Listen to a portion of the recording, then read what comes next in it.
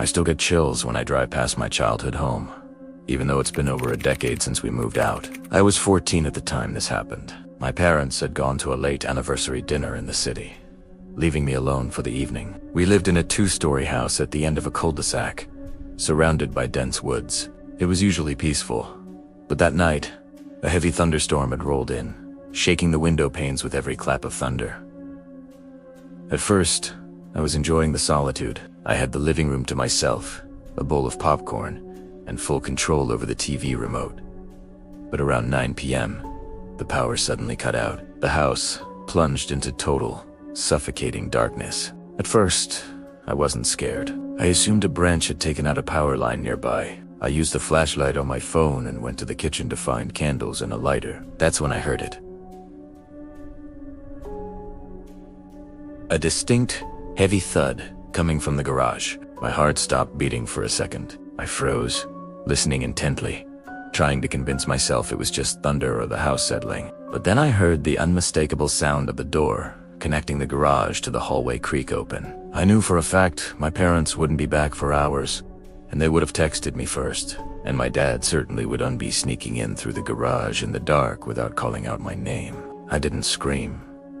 I didn't call out who's there like they do in the movies. Pure survival instinct took over. I panicked, but I stayed quiet. I scrambled toward the laundry room, which had a small chute leading to the basement, but I realized I wouldn't make it in time. I heard heavy boots walking on the hardwood floor of the hallway, slow and deliberate, getting closer to the kitchen where I was standing. The intruder wasn't trying to be stealthy. I slipped into the small pantry closet instead, pulling the door shut until it clicked softly. I huddled in the corner, behind shelves of canned food and cereal boxes, holding my breath until my lungs burned. Through the crack at the bottom of the door, I saw the beam of a flashlight sweep across the kitchen floor. Whoever it was, Te Werebik. I could hear their heavy breathing, wet and raspy, like they were sick or excited. They were opening cupboards and slamming them shut, one by one. I heard the sound of a glass shattering against the floor. I was shaking so violently I thought my teeth chattering would give me away. I pressed my hands over my mouth, tears streaming down my face. The footsteps stopped right in front of the pantry door. I saw the shadow of 2 muddy boots standing there. The handle jiggled. It was locked, but the wood was old and weak. If he kicked it, I was dead. I squeezed my eyes shut, praying that he would lose interest. He stood there for what felt like an eternity, just breathing on the other side of the thin wood. Then, unexpectedly, a car alarm started blaring from the street outside. It was loud and piercing.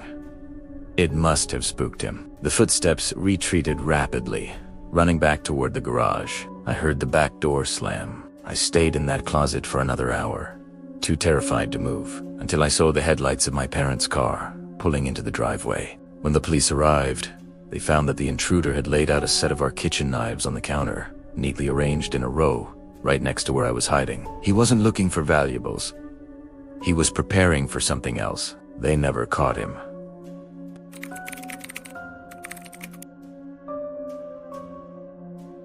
When I was 7 years old, we lived in a rural area where everyone knew everyone. We had a gardener named Elias.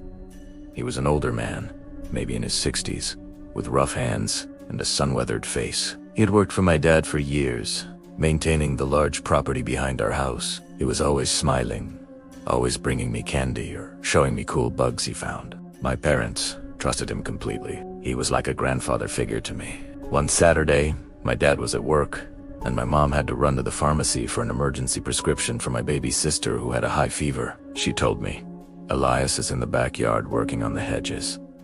If you need anything, just yell. I'll be back in 20 minutes." I was watching cartoons in the living room, feeling grown up for being left in charge of the house. About 10 minutes after my mom left, I saw Elias pressing his face against the sliding glass door of the patio. He tapped on the glass with a coin, smiling that wide, toothy smile I knew so well. I went over and unlocked it.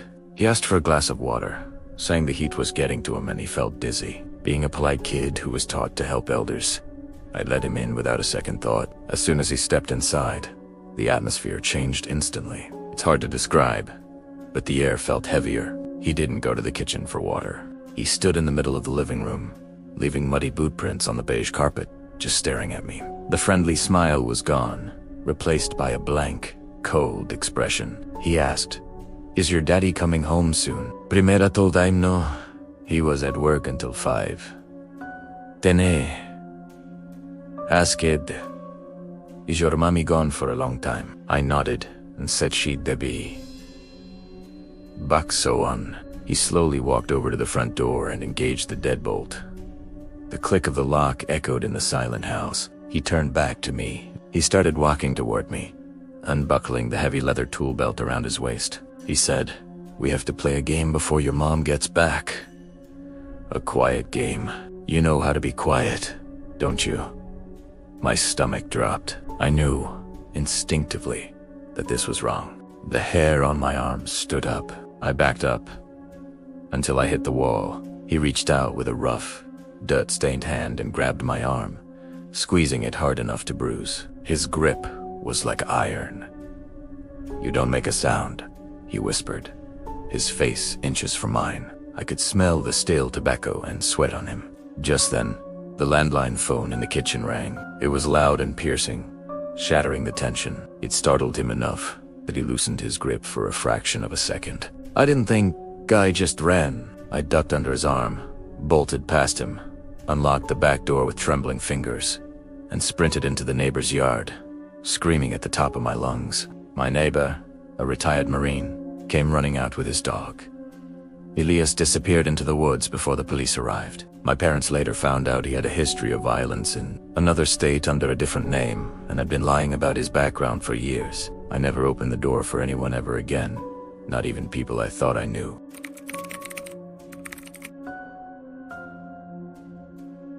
This happened a few years ago when I was 16. My parents were away for the weekend, attending a wedding out of state. I invited my best friend, Tyler, over to hang out and play video games. We ordered pizza and were having a good time. Around 10 p.m., Tyler checked his phone and asked if his cousin, Mark, could swing by. He said Mark was cool, had some new games, and was just looking for a place to chill. I was hesitant because I didn't know Mark, and I'm generally cautious about strangers in my house. But Tyler insisted he was family and totally harmless. I eventually agreed. When Mark arrived, he looked ... off.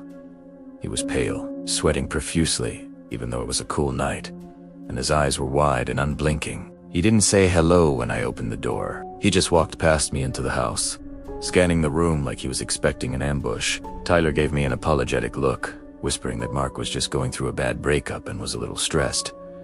We tried to play games, but Mark wouldn't sit down. He kept muttering to himself, pacing back and forth behind the couch. He would check the blinds every 30 seconds, peeking out into the street. "They're watching," Mark said suddenly, his voice cracking. I paused the game and asked who he was talking about. He ignored me and walked into the kitchen. I followed him, feeling a pit form in my stomach. He was opening drawers, rummaging through the silverware with frantic movements. "I need protection," he mumbled, his voice getting louder. "I'm not letting them take me." I saw him grab a large steak knife from the butcher block. That was it. The red flags were now sirens. I looked at Tyler and mouthed, "Get him out." Tyler tried to calm him down, stepping into the kitchen with his hands up. "Hey Mark, put the knife down. Man, you're scaring us." But Mark started swinging the knife in the air, fighting invisible enemies. "Don't let them in. They're in the vents!" He screamed, his eyes rolling back in his head. He lunged at the air near my head, slicing through the empty space. I ducked and shoved him backward. He tripped over a kitchen chair and dropped the knife, hitting his head on the floor. Tyler and I grabbed him while he was disoriented and physically dragged him out the front door. I locked the door and bolted it immediately. Mark spent the next 20 minutes pounding on the door with his fists in his head, screaming that they were going to get us all and that we were traitors. We called the cops, huddled in the upstairs hallway, terrified he would break a window to get back in. By the time the police arrived, he was gone. We found out later that Mark had taken a massive dose of hallucinogens and had assaulted a gas station clerk earlier that night before coming to my house. If I hadn't followed him into the kitchen, I don't know what he would have done with that knife.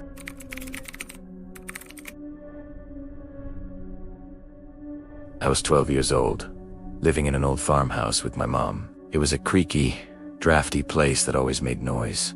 but it was home. My room was on the second floor, right under the attic hatch. For weeks, I had been complaining to my mom about scratching sounds above my ceiling. It sounded like something dragging itself across the insulation. My mom, who was a heavy sleeper and a skeptic, insisted it was just raccoons or squirrels looking for warmth. She promised to call an exterminator eventually, but she never got around to it. One night, I woke up around 3 o'clock a.m. for no apparent reason. The house was dead silent. The wind wasn't blowing, and the heater wasn't running. But I felt that strange, primal sensation of being watched. You know that feeling when the hairs on the back of your neck stand up?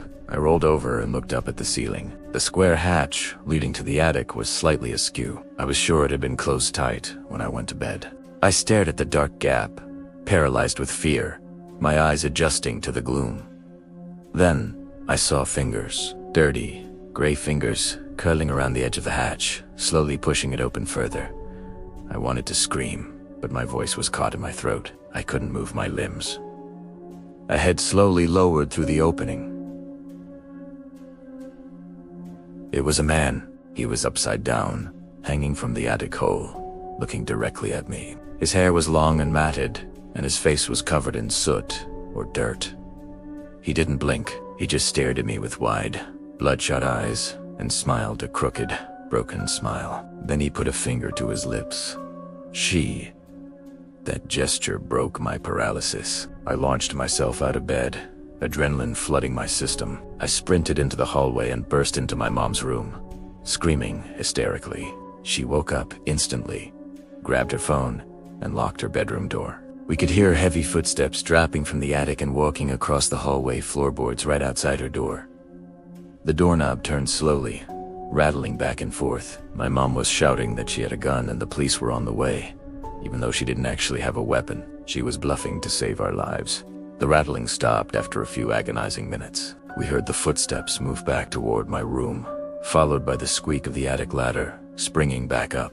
When the police arrived with canine units, they searched the attic. They found a sleeping bag, food wrappers from our kitchen, and photos. There were Polaroids of me and my mom sleeping, taken from inside our rooms. The man had been living above us for months, coming down while we slept to eat and watch us. The scariest part, the police said based on the dust patterns in the vents, he had been watching me through the ceiling grate for a long time before I ever saw him.